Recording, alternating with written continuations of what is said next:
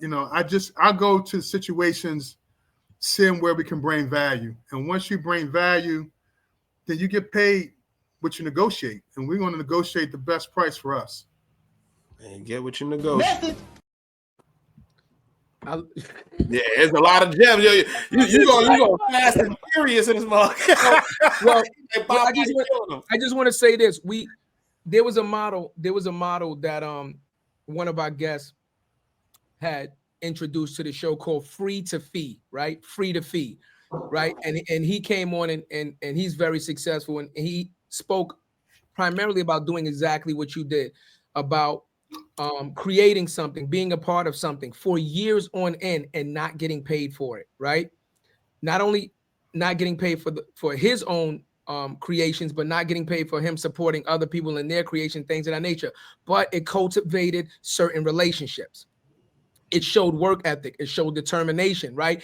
And it showed all of these things. So when the opportunity finally came for him to say, okay, now let's negotiate. Now we're comfortable. It's not a sales call. It's not this. You know me. You know my work ethic. You know what I'm about. You know what I can bring to the table. Now you negotiate at a completely different hierarchy of pricing, right? If you just came in and negotiated, you might be down here. But because we've built this relationship, you know me for all these years. Now the starting number is like way up here. So technically, you could have worked and got that contract for the first year and still not been at what you negotiated, you know what I'm saying, for by doing it free all these other years, you know? Hey, look, if you think about it, so I did the festival, African American Arts with Christ and Fume from 2000 to 2010. But all the artists we were able to book, I then built relationships with their managers and their booking agents that I could book them for other stuff. Right. Yeah. We were able to launch people like Raheem Devon. We were able to introduce Baltimore to Chuck Brown, Lettucey, Jasmine Sullivan, Kendra, like all those folks. I'm using Kendra for my first show at Jazzy Summer Nights, but these relationships were cultivated, and I'm able to put that production that we produced this festival. There it is. This amount of people. There it is. And I didn't have to do any investment. I didn't have to pay any bill. But now I can take that, and that's on my resume, and it's legit. And that we knocked it out the park, and it's been nothing like that in the city since then, since it's been at M&T Bank Stadium, man. So again, we got to look at the cost benefits and just the reality of what you're trying to get done. And when you walk in the room, you gotta know and think and believe you're the baddest cat walking in that room. And it's not tied to how much you're worth or how much money you have in the bank account. It's tied to who you are as a human being and what your abilities are. So I do walk with that little bit of arrogance when I walk in the room. I know I'm the baddest cat, and it's not tied to any dollar amount, any campaign. It's just what God's given me as my ability to sit and make things happen.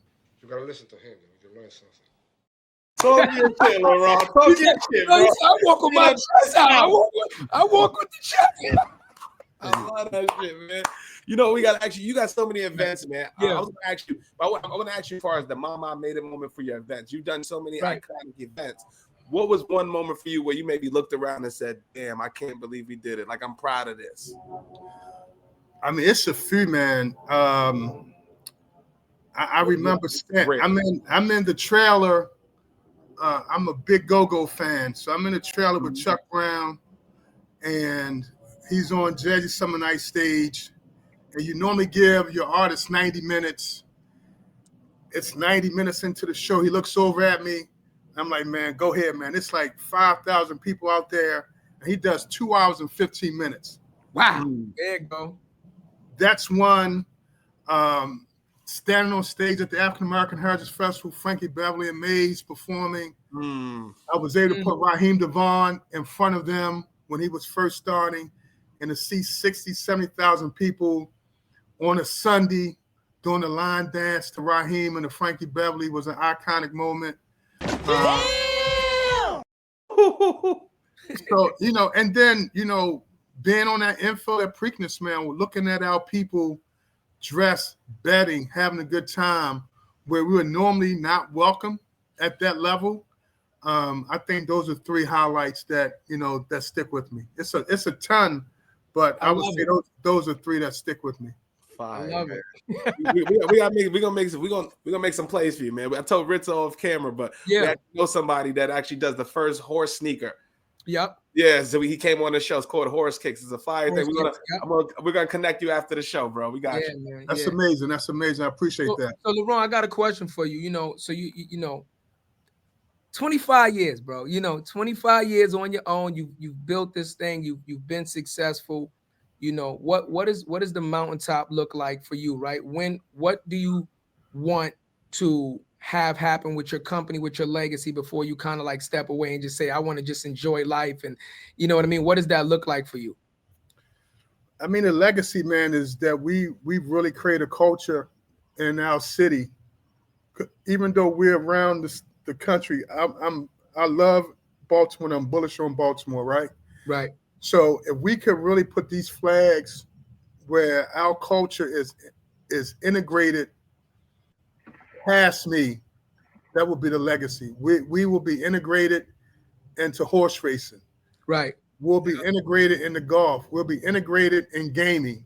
That's the legacy, man. It's really not a time stamp on it, but what we're building with the Baltimore Met Gala, 2 brothers with an amazing team, leading this whole fashion, culinary, and art experience. Then what we've been able to do with Preakness, that's really the legacy, man. And we put flags where flags normally aren't placed. And as long as those flags can live and be sustained and done at a high level after me, I think that's the real legacy. That's a message. That's a screaming baby message. That's an absolute message, man. I got my question. I'm not thinking where I want to go with it. I feel like I know you already. I'm like, damn. I love it, man. I love it.